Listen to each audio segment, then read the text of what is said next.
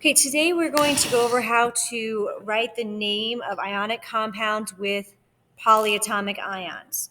So I'm going to go through some practice with you. You can get out your modeling pieces and follow along. So the first one we're going to do is silver carbonate.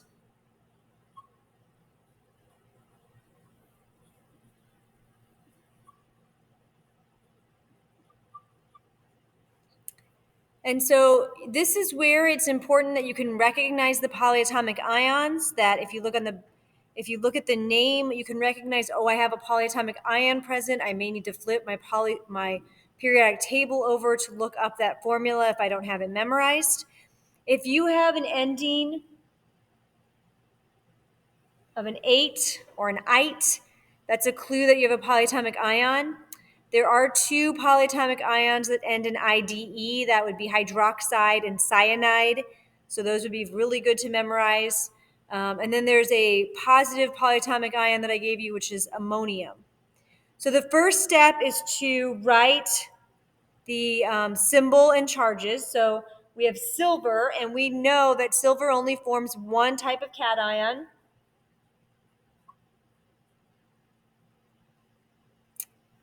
And then carbonate is a polyatomic ion, and it has the formula CO3 2 minus. So you write the symbols and the charges.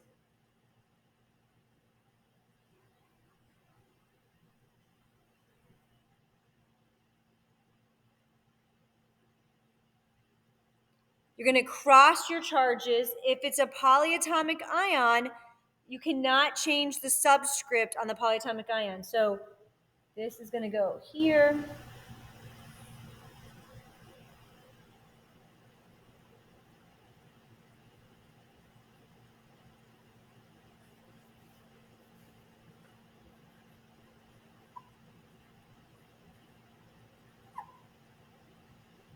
And then you also reduce if you can.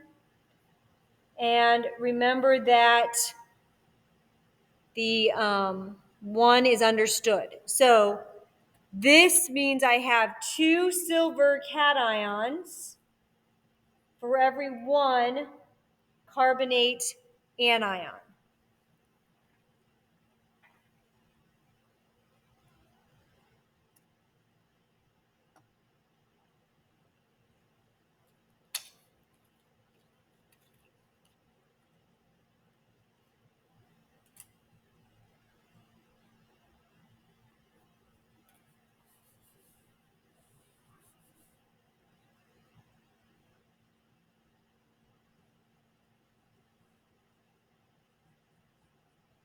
The next example we're going to do is magnesium hydroxide.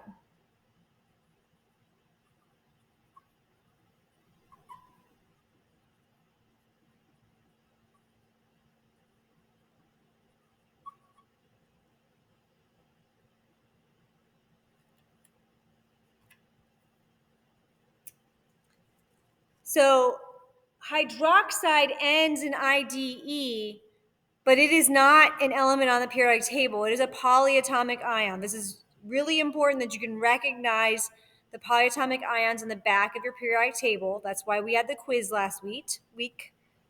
Magnesium is in group 2. It's a +2. Hydroxide is a polyatomic ion. I'm going to cross my charges.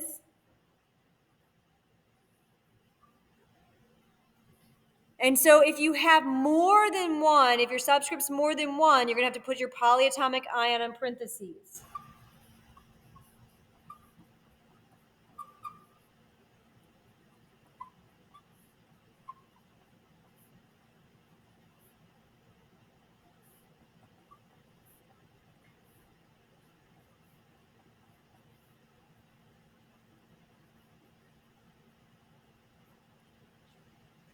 And so this would, and it's a 1-to-2 ratio. So for every one magnesium, I would have 2 hydroxide anions.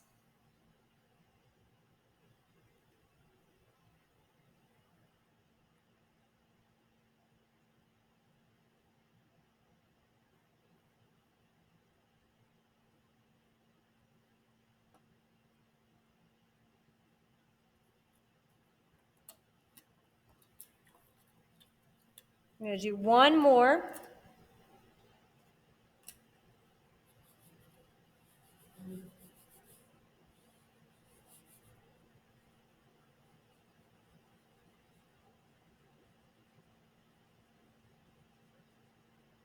So I'm going to do ammonium chromate.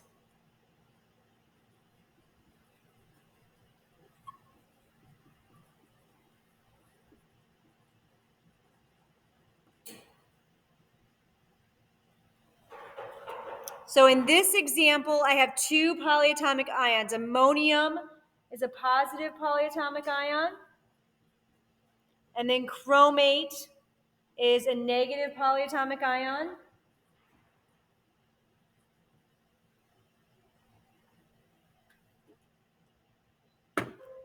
So I'm going to write the symbol and the charges. I'm going to cross charges.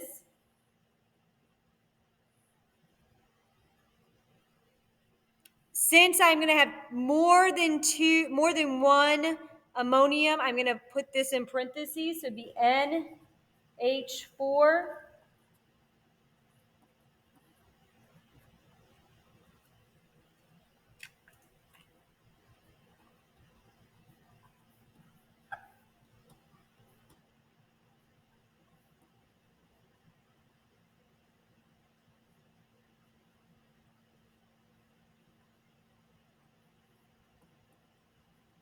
So for every two ammonium cations, I would have one chromate. And so with my modeling pieces, it would look like this. And you're not going to add any prefixes to these. These are ionic compounds with polyatomic ions. You will have more practice on the Tiger Challenge you're getting today.